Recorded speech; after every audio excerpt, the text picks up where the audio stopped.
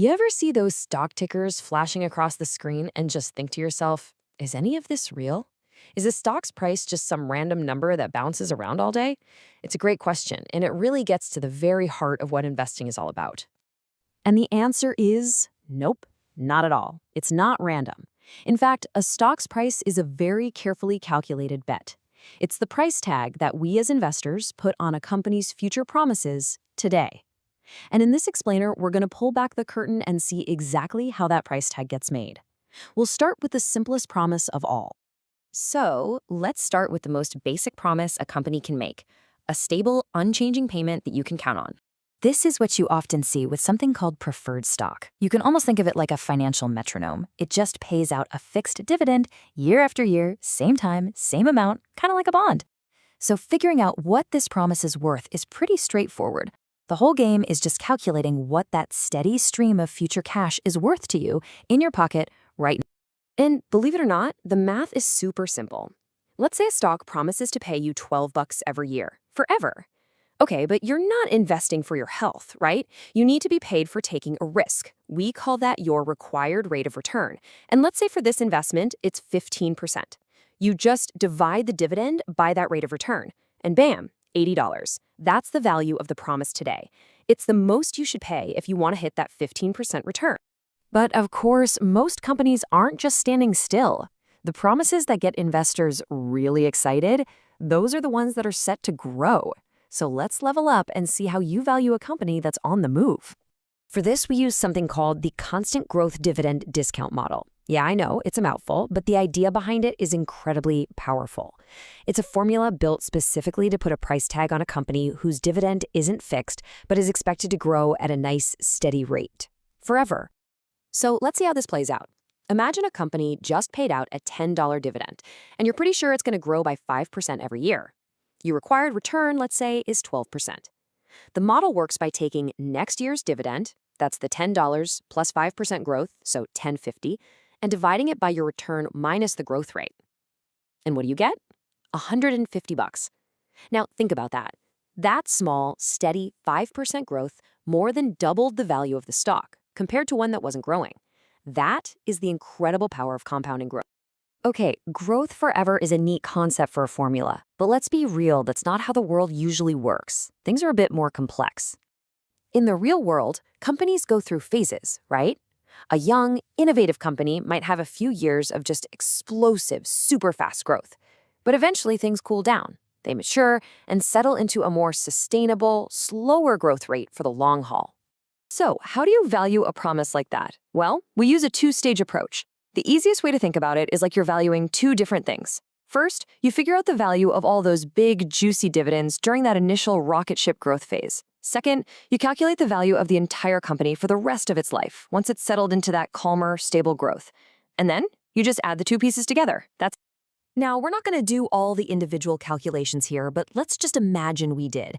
We'd calculate the value of those first few years of dividends growing at a blistering 20%. Then we'd used our other formula to figure out the company's value once it slows down to a steady 8% forever. When you discount all of that back to today, you get a single, precise number. And based on the example in our source material, that number is $152.86. The main takeaway is that no matter how complex the growth story gets, these models give us a way to translate it all into one price we can work with today. All right, so far we've been looking at this purely from the investor's side, what a promise is worth to us. But what about the company? What does it actually cost them to make all these promises? That's where this thing called the weighted average cost of capital, or WACC for short, comes in. It's basically the blended average cost a company pays for all the money it uses to run the business, whether that money comes from lenders, preferred stockholders, or common stockholders like us. In fact, our required return is the company's cost of capital. They're just two sides of the very same coin. See, a company's funding is like a recipe. It's a mix of different ingredients. We call this its capital structure. It might have a big chunk from common stock, a smaller piece from preferred stock, and a little slice from debt. And the most important thing to get here is that each one of these ingredients has a different price tag for the company. And here's a really key insight. For a company, not all money costs the same. Raising a dollar by borrowing it using debt is almost always cheaper than raising a dollar from stockholders. And there are two big reasons for this. First, debt is a legal contract. You have to pay it back, which makes it less risky for the people lending the money. But the real kicker, it's taxes. Interest payments on debt are tax deductible. It literally lowers the company's tax bill. Dividends paid to stockholders? Nope. No tax break whatsoever. So, to get the WACC, you just blend these different costs together. You take the percentage, the weight, of each type of money and multiply it by its specific cost. And notice that the cost of debt is after tax because we're accounting for that awesome tax break. You add up those weighted costs, and boom, you get the company's single blended cost of capital. In this case, it's 14.2%. And all of this brings us to our final and maybe most important concept, the ultimate balancing act that every single company has to perform.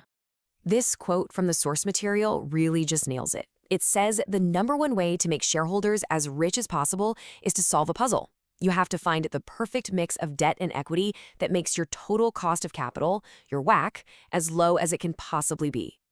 This graph shows you that balancing act perfectly. On the far left, if you have very little debt, your cost of capital is pretty high. As you start adding more of that cheap debt, your average cost, the WACC, starts to go down. But there's a tipping point. If you take on too much debt, the company starts to look risky. Lenders and investors get nervous, and they start demanding a higher return, which pushes your WACC right back up again.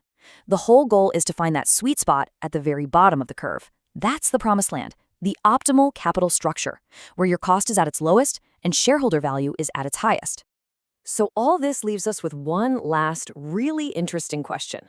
If debt is so much cheaper and it's tax deductible, why don't companies just go all in? Why not fund the entire operation with debt? Well, as we just saw on that graph, the answer comes down to one single, incredibly powerful word: risk.